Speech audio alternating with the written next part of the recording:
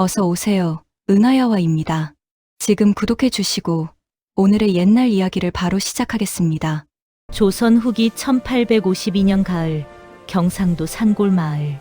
황금빛 벼이삭이 고개를 숙이며 추수의 계절을 알리고 있었습니다.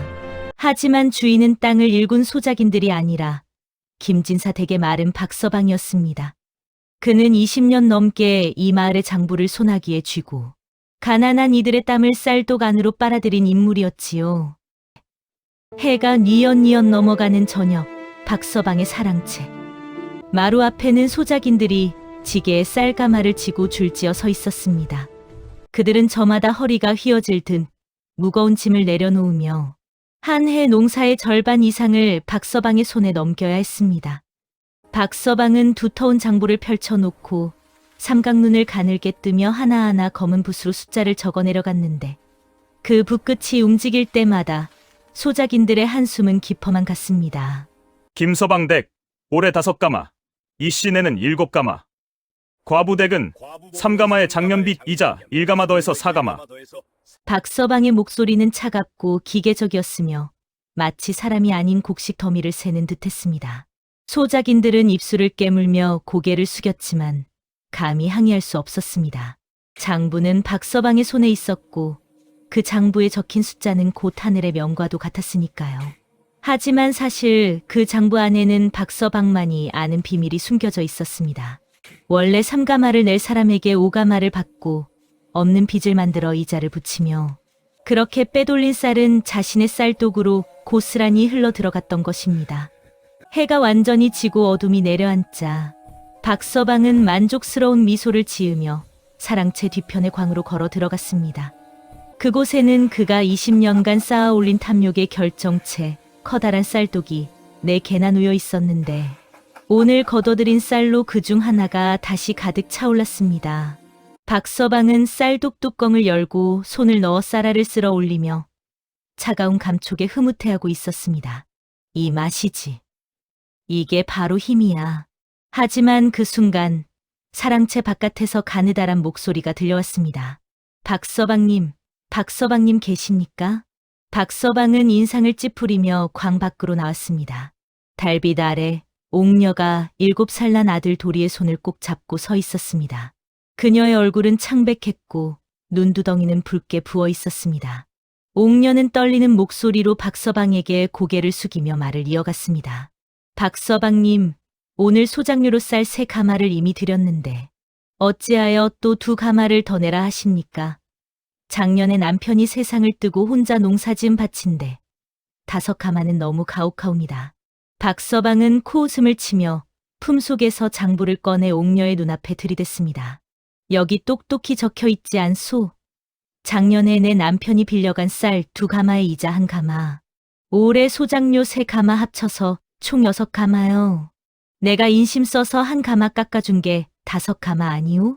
옥녀는 눈물을 흘리며 고개를 저었습니다. 남편은 그런 쌀을 빌린 적이 없었지만 장부에 적힌 글자 앞에서 그녀의 항변은 아무 힘도 없었습니다. 박서방님, 제발 저희 모자는 이제 먹을 쌀이 한 톨도 남지 않았습니다. 도리가 벌써 사흘째 죽만 먹고 있사옵니다. 하지만 박서방은 차가운 눈빛으로 옥녀를 내려다보며 마치 벌레를 보듯 입꼬리를 비틀었습니다. 그건 내 알 바 아니요. 보름 안에 2가마를 더 내지 못하면 내 밭을 김진사 댁 명의로 넘기겠소. 알겠소? 옥녀는 더 이상 말을 잇지 못하고 아들의 손을 잡은 채 비틀거리며 돌아섰습니다. 도리는 어머니의 치마폭을 붙잡고 흐느꼈지만 박서방은 그들의 뒷모습을 보며 광 안으로 다시 들어갈 뿐이었습니다. 그날 밤 박서방은 쌀독을 쓰다듬으며 만족스러운 하루를 정리하고 있었습니다. 하지만 문을 닫으려는 순간 이상한 소리가 들려왔습니다. 쌀독 안에서 아주 희미하게 마치 바람이 스치는 듯한 속삭임이 흘러나왔던 것입니다. 갚아라. 박서방은 귀를 의심하며 쌀독 쪽으로 고개를 돌렸지만 이내 코웃음을 치며 손을 휘저었습니다. 쥐새끼가 또 들어왔나 보군. 내일 독을 놔야겠어. 하지만 그가 광문을 닫고 사랑채로 돌아간 뒤에도 달빛 아래 쌀독은 묘하게 빛나고 있었습니다. 그리고 그 안에서 아무도 듣지 못하는 목소리가 다시 한번 흘러나왔습니다. 갚아라, 갚아라. 옥녀가 돌아간 지 사흘이 지났지만 박서방의 일상은 여전히 평온했습니다. 낮에는 김진사 댁 사랑채에서 장보를 정리하며 소작인들을 다그쳤고, 저녁이면 광 안으로 들어가 쌀독을 쓰다듬으며 하루를 마무리했지요. 그런데 이상하게도 그날 밤부터 박서방은 잠을 제대로 이루지 못하기 시작했습니다. 처음엔 바람 소리인 줄 알았습니다.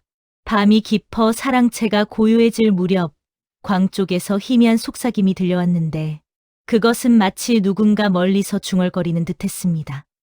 박서방은 귀를 막고 이불을 뒤집었으며 피곤해서 그러는 거야 라고 스스로를 달랬지만 그 소리는 밤마다 조금씩 더 또렷해졌습니다. 갚아라, 갚아라. 사흘째 밤, 박서방은 더 이상 참을 수 없어 벌떡 일어나 광으로 달려갔습니다. 달빛도 없는 칠흑 같은 어둠 속에서 그는 떨리는 손으로 등잔불을 켜고 쌀독 뚜껑을 벌컥 열어 젖혔는데 안에는 하얀 쌀알들이 그득하게 담겨 있을 뿐 아무것도 없었습니다. 박서방은 쌀을 손으로 휘저으며 바닥까지 뒤졌지만 쥐 한 마리 발견할 수 없었습니다. 대체 뭐가 있다고. 하지만 그가 등을 돌리려는 순간 쌀독 안에서 다시 목소리가 흘러나왔습니다. 이번에는 더 이상 바람 소리가 아니었습니다. 그것은 분명 사람의 목소리였으며 남자인지 여자인지 알 수 없는 중성적인 음색으로 또렷하게 속삭였습니다. 옥녀에게 빼앗은 세 가마, 병든 최 씨에게 속인 5냥, 과부 댁 소장료 2가마. 박서방은 등골이 서늘해지며 뒷걸음질 쳤습니다. 그 목소리는 그가 지난 1년간 저지른 비리를 하나하나 정확히 읊어내리고 있었던 것입니다. 손에 들고 있던 등잔불이 바닥에 떨어지며 꺼졌고 그는 어둠 속에서 비명을 지르며 광 밖으로 뛰쳐나왔습니다. 이튿날 아침 박서방은 다크서클이 짙게 깔린 얼굴로 아내에게 간밤의 일을 털어놨습니다. 여보, 광 안에서 이상한 소리가 들려. 쌀독 안에서 누가 나한테 빚을 갚으라고 자꾸 말을 하는 것 같아. 아내는 밥상을 차리다 말고 고개를 갸우뚱하며 박서방을 쳐다봤습니다. 무슨 소리예요? 요새 일이 많아서 피곤하신 게 아닐까요? 광에 쥐라도 들어온 거 아니겠어요? 박서방은 아내의 말에 고개를 끄덕이며 억지로 웃음을 지었지만 가슴 소프라는 가라앉지 않았습니다. 그날 낮 그는 일부러 광 근처에 가지 않으려 했지만 묘하게도 자꾸만 시선이 그쪽으로 향했습니다. 쌀독이 마치 살아있는 존재처럼 그를 지켜보고 있는 것만 같았습니다. 같은 시각 마을 끝자락 옥녀의 초가집에서는 비극이 시작되고 있었습니다. 옥녀는 보름 안에 쌀 2가마를 더 마련해야 했지만 그녀에게는 팔 물건도 빌릴 곳도 없었습니다. 더욱 절망적인 것은 아들 도리가 사흘 전부터 열병에 시달리며 자리에 누워있다는 사실이었습니다. 영양실조로 약해진 몸은 가을 냉기를 견디지 못하고 있었고 옥녀는 밤마다 아들의 이마에 찬물 수건을 갈아주며 눈물을 흘렸습니다. 하늘이시여, 저 혼자 죽는 건 상관없사오나 이 어린 것만은 살려주소서. 옥녀는 떨리는 손으로 도리의 작은 손을 감싸쥐며 기도했지만 하늘은 대답이 없었습니다. 그녀는 결국 마지막 남은 비녀 하나를 팔아 약을 지으러 갔지만 약방 주인은 고개를 저으며 말했습니다. 이 비녀로는 약값이 모자라오. 게다가 이 아이는 약보다 밥이 필요하오. 5째 밤, 박서방은 이제 광에 들어가는 것조차 두려워졌습니다. 하지만 목소리는 더 이상 광 안에만 머물지 않았습니다. 그것은 사랑채 마루까지 따라왔고 심지어 대낮에도 그의 귓가에 속삭이기 시작했습니다. 갚아라, 쌀독이 비기 전에 갚아라. 박서방은 일을 하다 말고 귀를 막으며 소리쳤습니다. 닥쳐, 대체 누구냐? 어디 있는 거야? 하지만 주변에는 아무도 없었습니다. 김진사 댁하인들은 박서방이 혼자 허공에 대고 소리를 지르는 모습을 수군거리며 지켜볼 뿐이었습니다. 마름 어른이 요새 이상하시네. 밤마다 광에서 무슨 소리가 난다던데. 그날 밤 박서방은 더 이상 견딜 수 없어 다시 광으로 달려갔습니다. 그는 쌀독 뚜껑을 열고 안을 들여다보며 떨리는 목소리로 물었습니다. 대체 내가 뭐냐? 왜 나를 괴롭히는 거냐? 쌀독 안에서 목소리가 천천히 그러나 분명하게 대답했습니다. 내가 빼앗은 것들 모두 갚아라. 그렇지 않으면 내가 이 안에 들어올 것이다. 박서방은 온몸이 얼어붙으며 뒷걸음질 쳤습니다. 그 순간 쌀독 안에 하얀 쌀알들이 마치 파도처럼 출렁이는 것만 같았고 그는 비명을 지르며 광 밖으로 뛰쳐나왔습니다. 그날 밤부터 박서방은 제대로 잠을 자지 못했고 얼굴은 해쓱해졌으며 손은 끊임없이 떨렸습니다. 아내는 걱정스러운 눈빛으로 그를 바라봤지만 박서방은 더 이상 아내에게 말하지 않았습니다. 말해봤자 믿지 않을 것이고 무엇보다 자신이 저질러 온 더러운 비밀들이 드러날까 두려웠기 때문입니다. 하지만 쌀독의 목소리는 멈추지 않았습니다. 밤이고 낮이고 잠들 때도 깨어 있을 때도 그 속삭임은 계속해서 박서방의 귓가를 파고들었습니다. 갚아라, 갚아라. 시간이 얼마 남지 않았다. 보름이 지나자 박서방은 이제 사람이 아닌 귀신처럼 변해 있었습니다. 눈은 충혈되어 핏발이 서 있었고 수염은 헝클어진 채 손질되지 않았으며 옷은 며칠째 갈아입지 않아 기름때가 잔뜩 묻어 있었습니다. 그는 밤낮 없이 광을 들락거리며 쌀독에 대고 중얼거렸고 마을 사람들은 이제 그를 보면 슬그머니 피하기 시작했습니다. 마름 어른이 미쳤나 봐. 귀신이라도 붙은 게 아닐까? 하지만 박서방에게 가장 견딜 수 없는 것은 마을 사람들의 수군거림이 아니라 쌀독의 목소리가 이제는 대낮에도 사람들 앞에서도 그의 귓가를 파고든다는 사실이었습니다. 그 목소리는 이제 단순한 속삭임을 넘어 마치 그의 머릿속에 직접 새겨지는 것처럼 또렷하고 지루했습니다. 갚아라, 쌀독이 비기 전에 모두 갚아라. 박서방은 결국 한 가지 결심을 했습니다. 쌀독을 비우면 목소리도 사라질 것이라고 그렇게 믿기로 한 것입니다. 그날 아침 일찍 그는 광으로 달려가 쌀독 뚜껑을 열고 커다란 자루를 꺼내 쌀을 퍼내기 시작했습니다. 땀을 비오듯 흘리며 한 돼, 두 돼, 한 가마, 두 가마를 퍼냈지만 이상하게도 쌀독 안의 쌀은 줄어들 기미가 보이지 않았습니다. 이럴 수가, 분명히 퍼냈는데. 박서방은 숨을 헐떡이며 쌀독 안을 들여다봤지만 하얀 쌀알들은 여전히 그득하게 차 있었고 오히려 더 많아진 것만 같았습니다. 그는 미친 듯이 쌀을 퍼내고 또 퍼냈지만 쌀독은 마치 밑 빠진 독에 물 붓듯 끝없이 쌀을 내어주고 있었습니다. 그리고 그가 퍼낼 때마다 쌀독 안에서 조롱하는 듯한 목소리가 울려 퍼졌습니다. 더 퍼내라. 내가 빼앗은 것은 이보다 훨씬 많다. 박서방은 비명을 지르며 자루를 내던지고 광 밖으로 비틀거리며 나왔습니다. 그의 손은 쌀을 퍼내느라 까져서 피가 배어 나왔고 온몸은 땀과 쌀겨로 범벅이 되어 있었습니다. 같은 시각 옥녀는 마지막 용기를 내어 김진사 댁 사랑채로 향하고 있었습니다. 도리는 약을 먹고 간신히 열이 내렸지만 집에는 이제 정말 한 톨의 쌀도 남지 않았고 박서방은 며칠 후면 밭을 빼앗겠다고 으름장을 놓았습니다. 옥녀는 떨리는 다리를 이끌고 김진사 댁 대문 앞에 섰으며 문지기에게 간곡히 부탁하여 겨우 안으로 들어설 수 있었습니다. 김진사는 사랑채 마루에 앉아 책을 읽고 있었는데 옥녀가 마당에 무릎 꿇고 엎드리자 흰 수염을 쓰다듬으며 온화한 목소리로 물었습니다. 과부댁이 웬일인가? 무슨 일이라도 있는가? 옥녀는 눈물을 흘리며 지난 1년간 박서방에게 당한 일들을 쏟아냈습니다. 남편이 빌리지도 않은 쌀에 대한 이자, 갑자기 불어난 소장료, 이제는 밥마저 빼앗기게 되었다는 절박한 상황까지 그녀는 목이 메어 말을 잇지 못하면서도 끝까지 호소했습니다.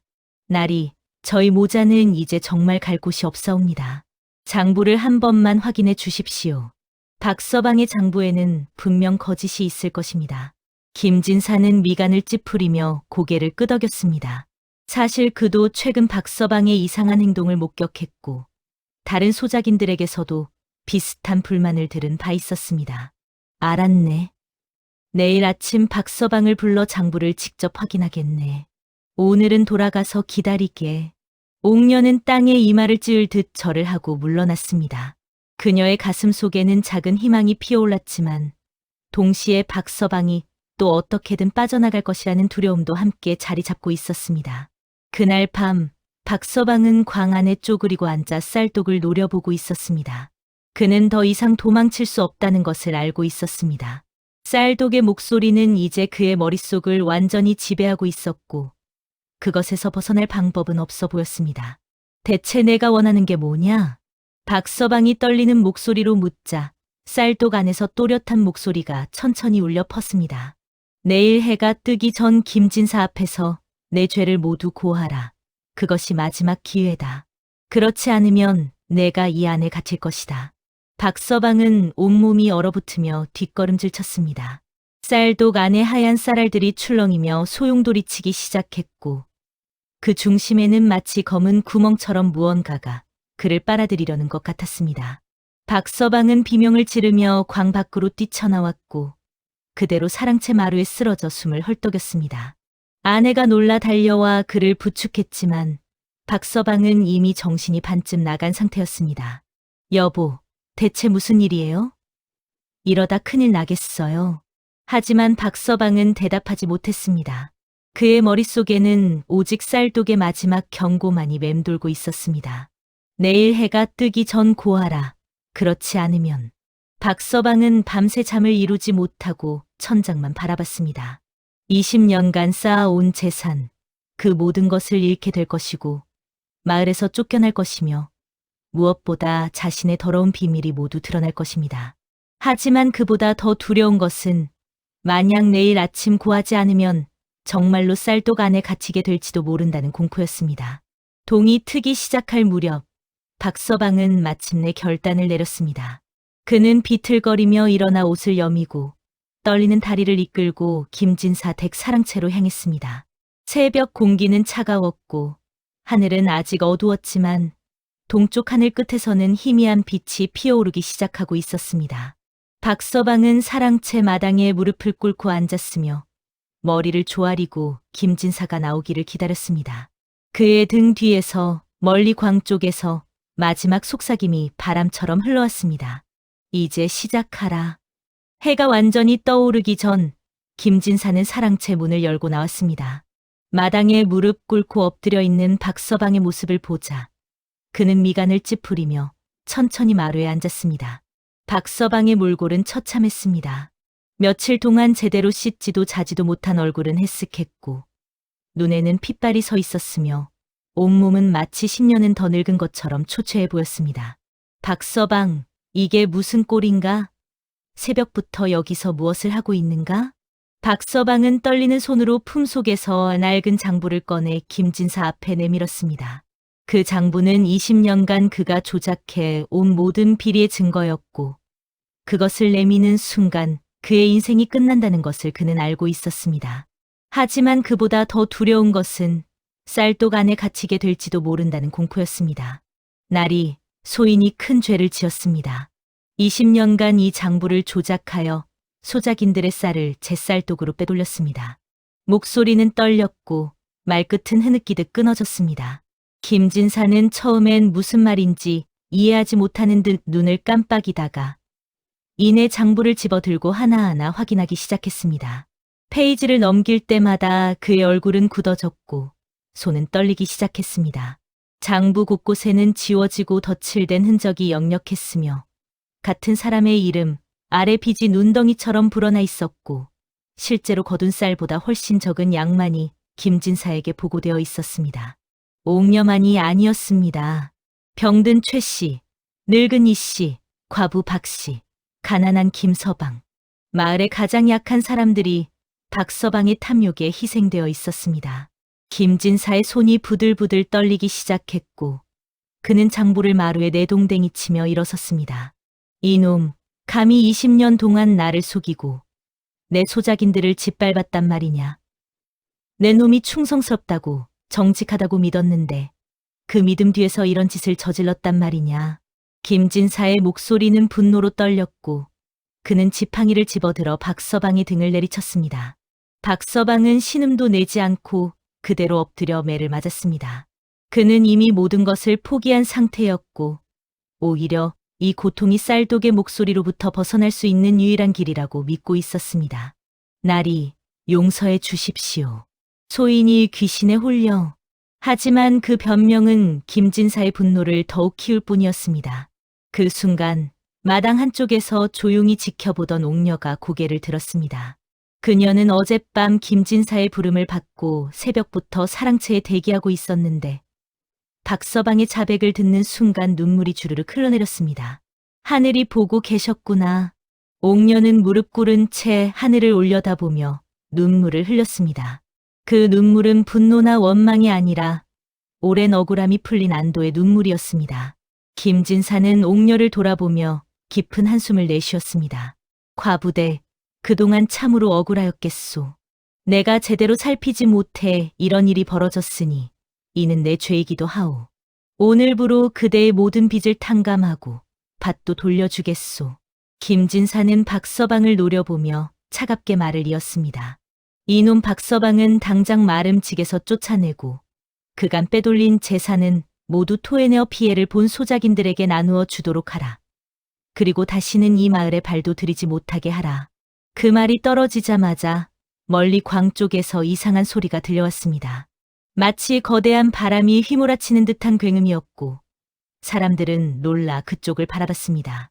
광의 문이 저절로 활짝 열리더니 안에서 하얀 빛이 번쩍이며 쏟아져 나왔습니다. 박서방은 그 빛을 보는 순간 쌀독이 끝을 맺고 있다는 것을 본능적으로 알았습니다. 그는 비틀거리며 일어나 광 쪽으로 달려갔고 김진사와 옥녀 그리고 하인들도 그 뒤를 따랐습니다. 광 안에 들어서자 모두가 입을 벌린 채 멈춰섰습니다. 그토록 가득했던 네 개의 쌀독이 한 톨의 쌀도 남아있지 않고 모두 텅 비어 있었던 것입니다. 마치 애초부터 아무것도 없었다는 듯이 쌀독 안은 깨끗하게 비워져 있었습니다. 박서방은 쌀독 앞에 무릎 꿇고 주저앉으며 쌀독 안을 들여다봤습니다. 그곳에서는 더 이상 아무 소리도 들리지 않았습니다. 그 끔찍한 속삭임도 조롱하는 목소리도 모든 것이 사라져 있었습니다. 대신 쌀독 바닥에는 작은 글자가 새겨져 있었는데 그것은 마치 누군가 손가락으로 쓴 듯했습니다. 빚은 청산되었다. 박서방은 그 글자를 보며 탈진한 듯 바닥에 쓰러졌습니다. 그는 20년간 모은 재산도, 지위도, 명예도 모든 것을 잃었습니다. 하지만 이상하게도 그 순간 그의 가슴 속에서는 묘한 안도감이 밀려왔습니다. 마치 오랫동안 짊어지고 있던 무거운 짐을 내려놓은 것 같았습니다. 옥녀는 텅 빈 쌀독을 바라보며 조용히 손을 모아 기도했습니다. 원통함을 풀어주셔서 감사합니다. 그날 오후 박서방은 하인들에게 이끌려 마을을 떠났습니다. 그가 모아둔 재산은 모두 김진사에게 압수되었고 장부에 적힌 피해자들에게 공평하게 분배되었습니다. 옥녀는 쌀 5가마와 은자 10냥을 돌려받았으며 밭도 다시 그녀의 소유가 되었습니다. 해가 저물 무렵 마을 사람들은 광 앞에 모여 텅 빈 쌀독을 바라보며 수군거렸습니다. 하늘이 정말 보고 계셨군. 악한 자는 반드시 벌을 받는구먼. 옥녀는 아들 도리의 손을 잡고 집으로 돌아가며 처음으로 평온한 미소를 지었습니다. 그녀의 품속에는 따뜻한 쌀자루가 안겨 있었고 도리는 어머니의 옷자락을 잡으며 밝게 웃고 있었습니다. 엄마, 이제 배고프지 않아요? 옥녀는 아들의 머리를 쓰다듬으며 고개를 끄덕였습니다. 그리고 마지막으로 한번 뒤를 돌아보았습니다. 저 멀리 광의 문이 닫혀 있었고 그 안의 쌀독들은 이제 영원히 침묵하고 있었습니다. 사계절이 한 바퀴 돌아 다시 가을이 찾아왔습니다. 송림리 마을의 들판은 다시금 황금빛 벼이삭으로 물결치고 있었고 소작인들은 풍년이 든 올해를 감사하며 추수의 한창이었습니다. 하지만 작년과는 모든 것이 달라져 있었습니다. 김진사는 새로운 마름을 드리는 대신 직접 소작인들을 만나 공정한 분배를 약속했고 소작인들은 땀 흘린 만큼 정당한 몫을 받을 수 있었습니다. 마을에는 웃음소리가 돌아왔고 사람들은 서로를 돕고 의지하며 살아가고 있었습니다. 옥녀의 산도 완전히 달라져 있었습니다. 김진사는 그녀에게 더 넓은 밭 2마지기를 추가로 빌려주었고 이제 옥녀는 도리와 함께 풍족하지는 않지만 굶주리지 않는 삶을 살아가고 있었습니다. 도리는 건강하게 자라 이제는 어머니를 도와 밭을 거둘 수 있을 만큼 컸고 그 아이의 눈빛은 맑고 희망으로 가득했습니다. 어느 가을 오후 옥녀는 밭에서 돌아오는 길에 오랫동안 비어있던 박서방의 옛집 앞을 지나게 되었습니다.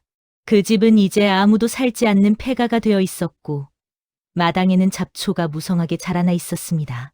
옥녀는 발걸음을 멈추고 그 집을 바라보았습니다. 대문은 반쯤 열려 있었고 그 안쪽 광으로 가는 길이 희미하게 보였습니다. 옥녀는 잠시 망설이다가 천천히 안으로 걸어 들어갔습니다. 1년 만에 다시 찾은 광은 쓸쓸했고 먼지가 수북이 쌓여 있었습니다. 광 한가운데에는 텅 빈 쌀독 하나가 덩그러니 놓여 있었습니다. 옥녀는 그 쌀독 앞에 천천히 다가가 무릎을 꿇고 앉았습니다. 쌀독은 이제 평범한 나무 상자일 뿐이었고 그 안에서는 아무 소리도 들리지 않았습니다. 하지만 옥녀는 이 쌀독이 자신에게 준 기적을 잊을 수 없었습니다. 그녀는 품속에서 하얀 무명 보자기를 꺼냈습니다. 그 안에는 정성스럽게 씻어 말린 쌀 한 줌이 담겨 있었는데 옥녀는 그것을 쌀독 안에 조심스럽게 놓았습니다. 은인이시여 원통함을 풀어주시고 저희 모자에게 다시 살 길을 열어주셔서 진심으로 감사드립니다. 옥녀의 목소리는 떨렸지만 그 안에는 깊은 감사와 평온함이 담겨 있었습니다. 그녀는 쌀독 앞에서 오랫동안 머리를 숙이고 기도했고 저 멀리서 들려오는 바람 소리가 마치 대답처럼 느껴졌습니다.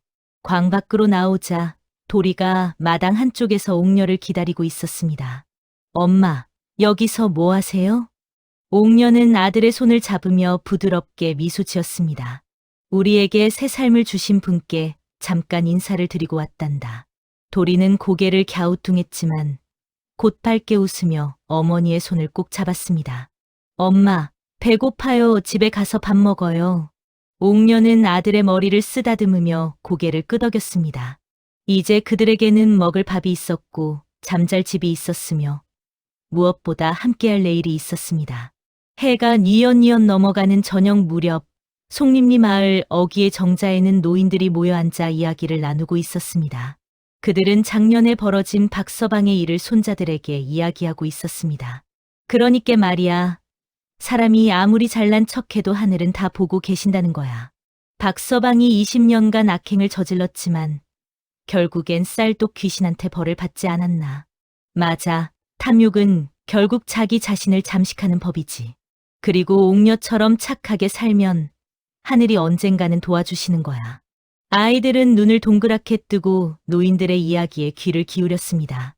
저녁 노을이 마을을 붉게 물들이고 옥녀는 도리와 함께 집으로 돌아가는 길이었습니다. 도리는 어머니 옆에서 밝게 웃으며 콧노래를 흥얼거렸고 그 소리는 가을 바람을 타고 들판으로 퍼져나갔습니다. 먼 산 너머로 해가 완전히 넘어가고 마을에는 평화로운 밤이 찾아왔습니다. 옥녀의 집 굴뚝에서는 저녁 밥을 짓는 연기가 피어올랐고 그 연기는 하늘로 올라가 구름이 되었습니다. 옥녀와 도리는 오늘도 내일도 그렇게 평범하지만 소중한 하루하루를 살아갈 것입니다.